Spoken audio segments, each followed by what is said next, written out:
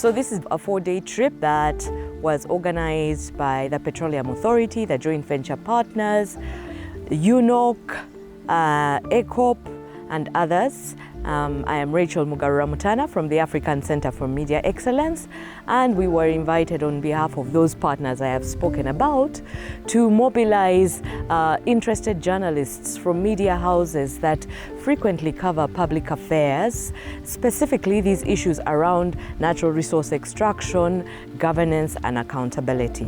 So we have just over 35 editors and journalists here, senior journalists, some who have covered this subject before, some who are really, really new to it, but have edited the stories of others.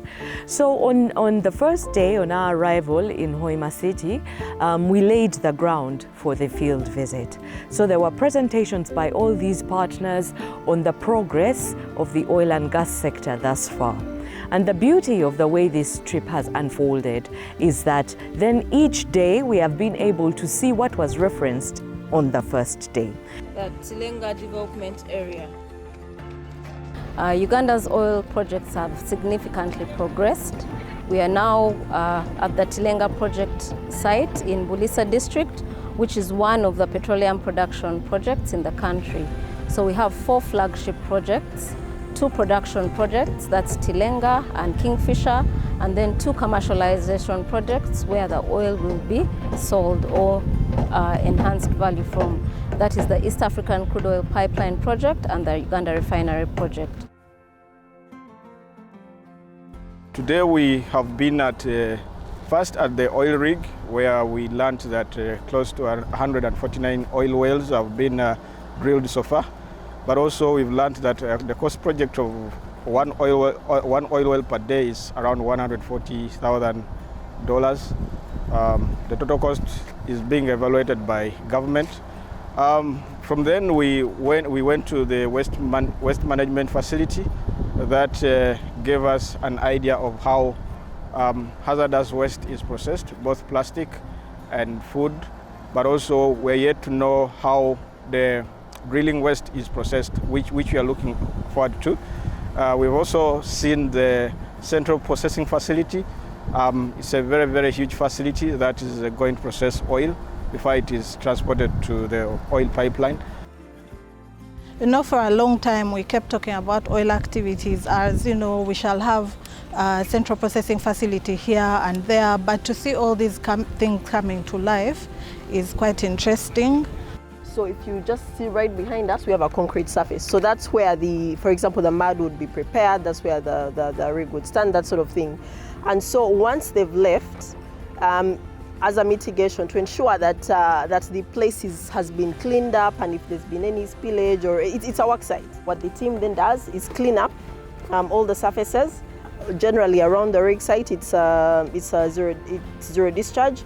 So they would clean the drainage channels and until they've removed, if there's any residues that are left, they would clean all that up, and the waste management contractor would come and evacuate the waste and take it to a waste disposal facility that is licensed by NEMA. If you notice, there is a soil ban around the well pad. Okay. Now, this is part of the soil that will eventually be used during restoration of this well pad, okay? So this soil has been technically kept. We have subsoil in one side, we have topsoil in another side. So during the final restoration of this well pad, we'll have the subsoil brought, we'll have the topsoil brought, and of late, we do work with Uganda Wildlife Authority, and we've agreed that actually, where we need enhanced grass planting, we actually pick species or tussocks from within the neighboring area to plant in the patches that are left behind. So the most amazing part about this project is we moved to Nuoya, the park side, and then there's what we call restoration after the drilling has happened. Right here where I'm standing is where a restoration site has been. It's too detailed to the extent that they restore back the same soil, the same grass that once grew on that same spot.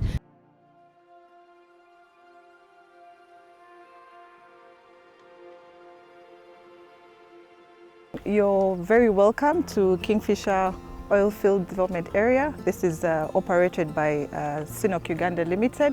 So what we are going to have here, you are at the viewpoint. We are going to give you a safety orientation. We're also going to give you an introduction to the facilities, which you'll be able to have an aerial view of.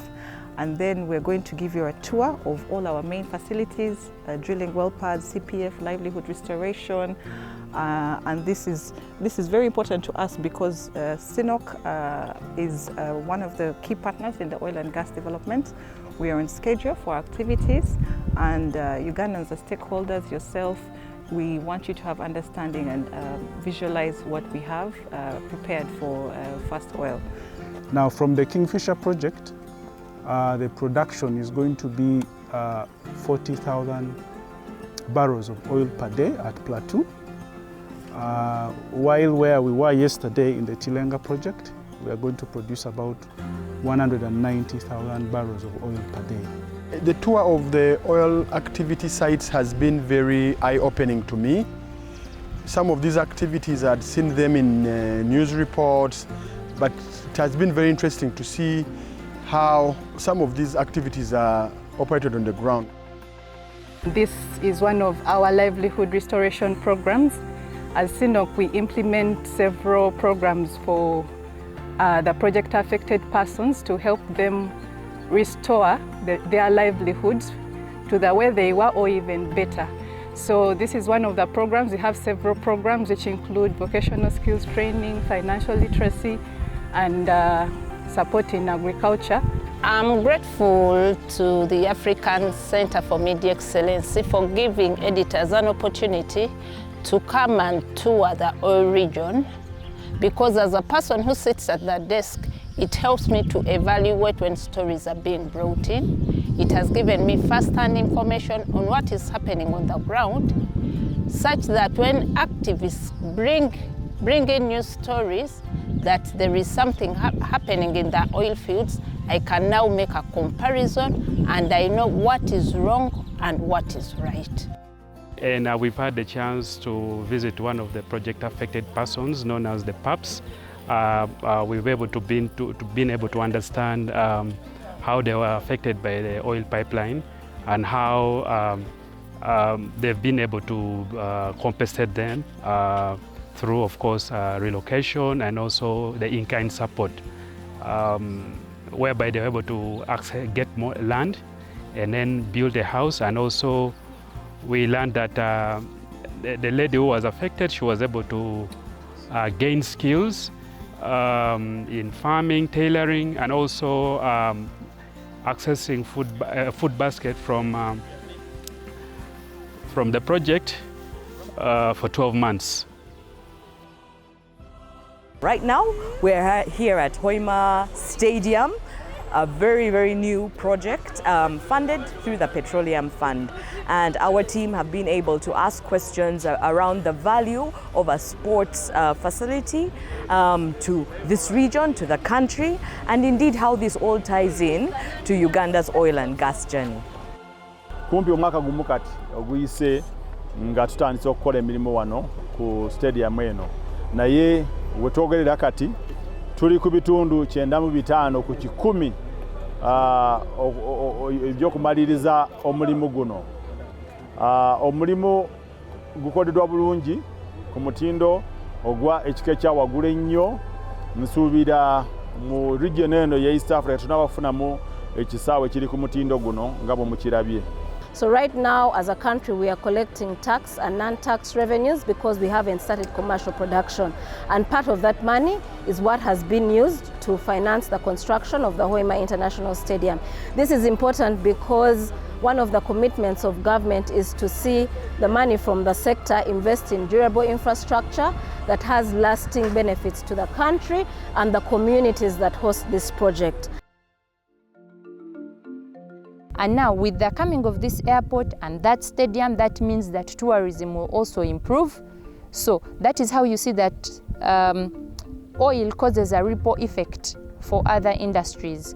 And that is important for people to understand, because so many people have been leaving different sectors to join oil and gas. And it's very important that the media is informed on these developments, because media helps us to pass on this message. You know, we can't be everywhere. We are quite few in number in the different joint venture partnerships with ministry and PAU. And so when you inform the media, it causes an informed generation to know what their state is up about, what we are doing, how the developments are progressing, and then it causes a lot of patriotism in the country.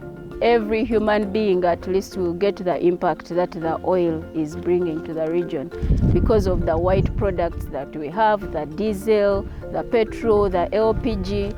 And you know, the agenda is that now we are moving away from firewood and coming to use LPG, which is a cleaner gas. So even before that comes on board, we see that a lot of developments within the area. When you look at the other side, what has been hills, you see that now we are having infrastructure that is coming up. For ACME to put this together, I think that was foresight on their part, especially bringing people who are always behind the desk. When somebody brings you a story and you do not have first-hand information about what they're writing about, you're bound to bungle it up.